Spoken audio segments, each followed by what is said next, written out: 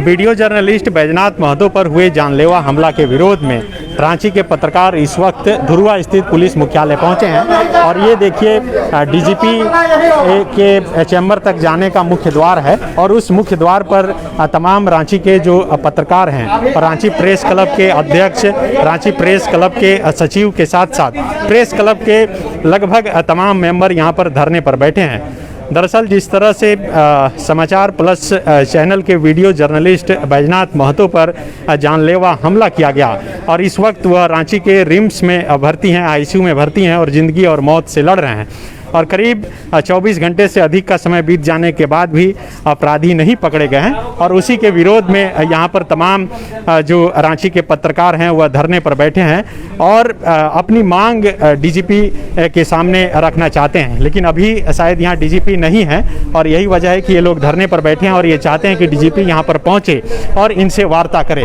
अभी पुलिस के देखिए पदाधिकारी पहुँचे थे और ये अपनी बात उनके पास जो है पहुँचाना चाह रहे थे। हम कोशिश करेंगे कि प्रेस क्लब के जो अध्यक्ष हैं राजेश सिंह जी, उनसे बात करें और जानने की कोशिश करें कि सर क्या कुछ बात हुई यहाँ पर। देखिए, आप सब लोगों को पता है कि हमारा एक पत्रकार साथी बैजनाथ राम जो समाचार प्लस का है, वो परसों रात में ही बैजनाथ महतो परसों रात में ही घटना घटी है और जानलेवा हमला किया गया उस पर। और जिस तरह से पुलिस प्रशासन और सारे लोग का जो रवैया रहा है, अब बताइए कि वो हुआ, एडमिट हुआ और कल पूरा दिन भर खाली चला गया। अभी तक आप बताइए 3 बज रहा है, 3 बजने को है, अभी तक एक भी गिरफ्तारी नहीं हुई है। औपचारिकता मात्र अपनाया जा रहा है। सिर्फ 2 को संदेह के घेरे में उन लोगों को गिरफ्तार करके पूछताछ की जा रही है। जब भी कभी हम लोग पूछ रहे हैं तो वो कह रहे हैं कि भाई पूछताछ जारी है। अरे भैया, कब तक पूछताछ करोगे? गिरफ्तारी अभी तक क्यों नहीं हुई है? शहर के बीचों बीच इस तरह की घटनाएं घट रही है और पुलिस प्रशासन मतलब एकदम सोया हुआ है। कल से लेकर के कई बार एसएसपी साहब को फोन किया गया, एक भी फोन पिक नहीं किए हैं। आपका वहाँ पर सनहा दर्ज किया गया है। शाम में हमको फोन आया था कि भाई कोई एफआईआर दर्ज कराने वाला नहीं है। हमने कहा कि भाई एफआईआर क्यों दर्ज होगा? वो सनहा जब परसों ही वो दर्ज कर चुका है, उसको आप एफआईआर में तब्दील कीजिए और उस पर अरेस्टिंग की कार्रवाई कीजिए। मुख्यमंत्री आप संज्ञान ले रहे हैं, वो ट्वीट कर रहे हैं, सारे लोग हैं और प्रशासन सोया हुआ है। ये तो समझ से परे है कि राजधानी रांची में ये स्थिति है जहाँ मुख्यमंत्री रहते हैं, राज्यपाल रहते हैं, तमाम मंत्री रहती है, पूरी सरकार है और वहाँ एसएसपी सोया हुआ है। तो ये दुर्भाग्यजनक है, अभी तक क्या अरेस्टिंग नहीं हुई है। इसी के लिए हम लोग डीजीपी साहब से मिलने के लिए आए हुए थे और इनसे शिकायत करना भी था और प्लस ये भी था कि जल्द से जल्द इस पर कार्रवाई हो और उस पर कठोर से कठोर दंडात्मक कार्रवाई हो जो अभियुक्त है। अभी पकड़ा ही नहीं गया है तो कार्रवाई क्या करेंगे? तो ये दुर्भाग्यजनक है। और उसके बाद से जब यहाँ पर आए हैं तो यहाँ पर अभी मिलने से इनकार कर रहे हैं। हम लोग तमाम लोग उनके पास अपनी बात को रखना चाहते हैं। सारे पूरा पत्रकार आक्रोशित हैं। उसके बावजूद भी अभी भी हम लोग आधा घंटा से ज़्यादा हो गया है, अभी तक नहीं मिल रहे हैं। यही वस्तु स्थिति है। ये हमारे साथ प्रेस क्लब के सचिव अखिलेश सिंह हैं। अखिलेश जी, आप क्राइम भी कवर करते हैं, यहाँ क्या बताया गया कि डीजीपी मिलना नहीं चाहते हैं या फिर वो हैं ही नहीं? यहाँ पे ये लोग हवाला दे रहे थे कोरोना गाइडलाइंस का और फिर उन्होंने कहा कि 5 लोग आके मिले, लेकिन हम लोग ने पहले ही तय किया था कि बात 5 लोगों के सामने या बंद कमरे में नहीं होगी। बात हम लोग सारे पत्रकार, जितने भी हमारे पत्रकार साथी हैं, सबके सामने बात होगा और हम सारे लोग एक एश्योरेंस चाहते हैं कि बैजनाथ पर जो भी हमला हुआ और जो भी लोग उसमें दोषी हैं उनको पकड़ा जाए, उन पर कार्रवाई हो। और बंद कमरे में कई बार बातें होती हैं, आश्वासन मिलता है, लेकिन उस पर फिर कुछ आगे परिणाम नहीं आता है। हम लोग ये चाहते हैं कि हमारे जितने भी साथी हैं सबके सामने ये बात हो और खुले मंच पर बात हो, कोई बंद कमरे में या चोरी छुपे कोई बात और उस तरह से हम लोग नहीं करना चाहते हैं। जो बातें होंगी सामने हो और वो सामने हम लोग को परिणाम भी चाहिए इसमें कि कम से कम जो भी दोषी हैं उसमें उन पर जल्द से जल्द कार्रवाई हो। तो ये यहाँ पर कब तक बैठे रहने का? जब तक नहीं मिलेंगे हम लोग बैठेंगे। डीजीपी हैं अभी यहाँ पर? डीजीपी हैं लेकिन मिलना नहीं चाहते। हाँ, वो अभी वो उनके तरफ से मैसेज आया था, आईजी अभियान की तरफ से मैसेज आया था कि हम लोग पहले मिल लेते हैं 5 लोग, फिर जैसा वो डीजीपी से मुलाकात करा देंगे और उस पर आगे हम लोग बात रखें। लेकिन हम लोग 5 लोग मिलने के लिए तैयार नहीं, हम लोग 5 लोग नहीं मिलेंगे। हम लोग जितने साथी आए हैं सब लोग वहाँ एक जगह बैठें, उनसे बातें करें। कई बार होता है अब ये लोग हवाला दे रहे हैं कोरोना गाइडलाइंस का। ठीक है, कोरोना है, लेकिन हाल में कई सारा पुलिस का समारोह हुआ है जहाँ पे पत्रकार मतलब सैकड़ों की संख्या में रहे हैं। तो इस गाइडलाइंस का ख्याल पहले भी रखा जाना चाहिए था। अभी जैब ग्राउंड में प्रोग्राम हुआ था जिसमें सैकड़ों पत्रकार थे। हर दिन जिलों में प्रेस कॉन्फ्रेंस होता है जिसमें सैकड़ों पत्रकार वहाँ जाते हैं, कवर करते हैं। तो और अब सारी चीज़ें हो रही हैं और उसमें आप मुलाकात से आप भाग रहे हैं, तो ये नहीं चलेगा। इसी से पता चलता है कि पत्रकारों का जो मुद्दा है वो कितनी गंभीरता से लेता है प्रशासन। इसी से पता चलता है कि भाई आप तमाम चीज़ें, हम लोग तो भाई फील्ड में ही रहते हैं ना, आप प्रेस कॉन्फ्रेंसेस करते हैं, आप समारोह करते हैं, वहाँ कोरोना को गाइडलाइन नहीं, जहाँ पर अगर इस तरह की बातें आई तो किस तरह से आप सोच लीजिए कि किस तरह से दरकिनार किया जा रहा है हम पत्रकारों को, और अभी तक गिरफ्तारी नहीं होना दुर्भाग्यजनक है। तो बिल्कुल देखिए, तमाम रांची प्रेस क्लब के जो पदाधिकारी हैं और मेंबर हैं वो इस वक्त यहाँ पर धरने पर बैठे हैं। डीजीपी का कहना है कि वो 5 लोग से मिलेंगे, लेकिन ये लोग का कहना है कि सभी एक साथ मिले और उनके सामने जो भी बात हो सभी के सामने होनी चाहिए। प्रेस क्लब के उपाध्यक्ष हैं पिंटू जी, क्या लग रहा है कि पत्रकारों को निशाना बनाया जा रहा है? बेशक हमें तो जिस हिसाब से बैजनाथ को जो पीटा है तो उसमें लग रहा है कि इंटेंशनली उनको मारा गया है। जिस हिसाब से चोट दिखा, मैंने डॉक्टर से बात किया, उसको बुरी तरह से जो है टारगेट करके मारा गया है। ये एकदम हम लोग सच माने डॉक्टर के हिसाब से एकदम टारगेट और सच है ये कि उसको मारा, चोट लगा तो सिर्फ माथा में ही लगा है, अगर कहीं कुछ हो तो कॉन्फ्रेंस करें। हाँ ठीक है।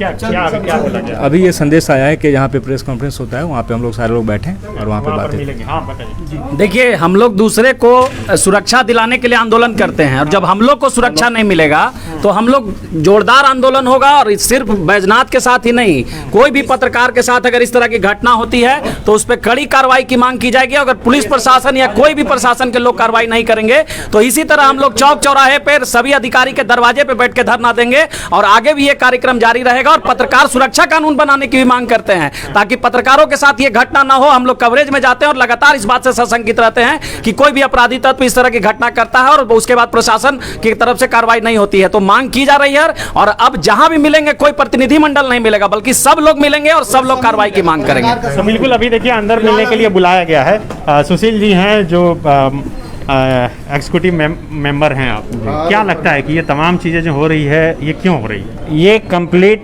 पुलिस का फेलियर है। 24 घंटे पहले जो आज बैजनाथ हैं वो 24 घंटे पहले उन्होंने सनहा दर्ज कराई थाने में कि उनके ऊपर जानलेवा हमला हुआ है। पहले उन्होंने सनहा दर्ज कराई? जी, खुद सनहा दर्ज कराई है। उसके बाद पुलिस प्रशासन 24 घंटे तक सोया रहता है और उसके बाद उसके ऊपर दोबारा जानलेवा हमला होता है और वो आज जीवन और मौत के बीच में जूझ रहा है। ये उसके बाद पुलिस के लोग किसी के फ़ोन को एंटरटेन तक नहीं कर रहे हैं।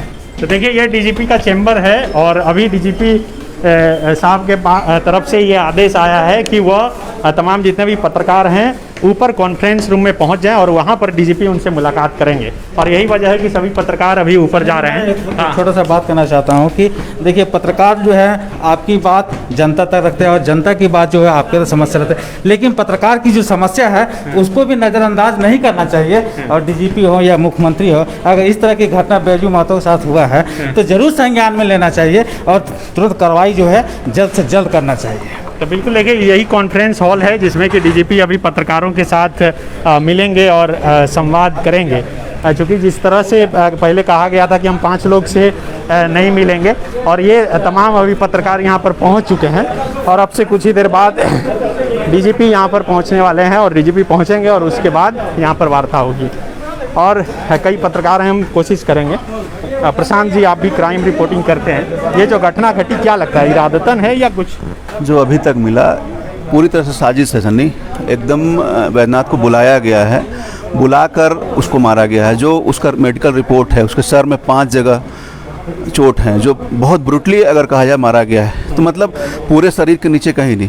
सीधे सीधी बात है कि जान से मारने की नीयत से ही उसको मारा गया है। और एक जैसे एक आदमी है, उसके सर को चारों तरफ से प्रहार किया गया है। तो अब बचा क्या? अगर बैजनाथ बच भी जाता है तो उसकी आगे की ज़िंदगी बहुत कठिन है।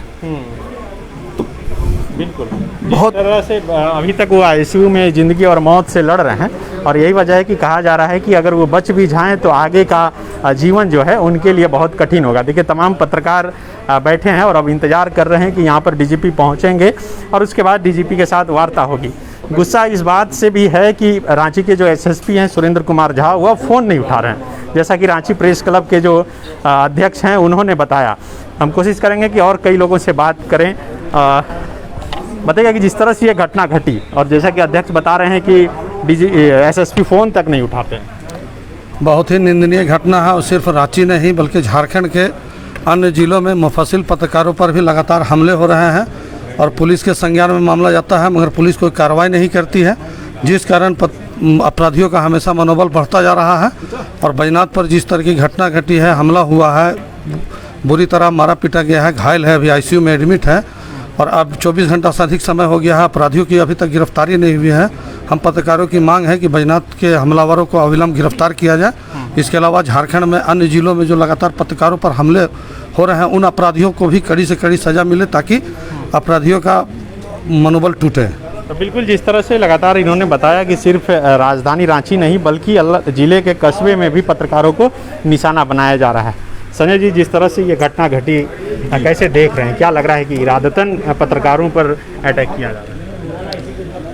ऐसा है कि राजधानी में जो पत्रकार हैं, जहां सरकार रहती है, मुख्यमंत्री हैं, बड़ी पदाधिकारी हैं, पूरी सरकार रहती है, वहां पत्रकार अपने काम को करने में सक्षम हैं लेकिन असुरक्षित हैं। लगातार पत्रकारों के ऊपर हमला हो रहा है, पुलिस के पास मामला जाता है, कोई संज्ञान नहीं लिया जाता है। बैजनाथ महतो के ऊपर जान से मारने की नीयत से हमला किया गया और हमलावरों ने उन्हें पूरी तरह ये महसूस हुआ कि उनकी हत्या हो गई है, अब मरा हुआ समझकर छोड़ दिए। पुलिस को इस मामले में संवेदनशील होना चाहिए, ना कि पत्रकार के लिए बल्कि सभी लोगों के लिए।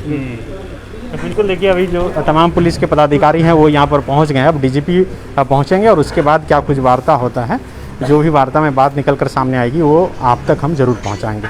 शुक्रिया।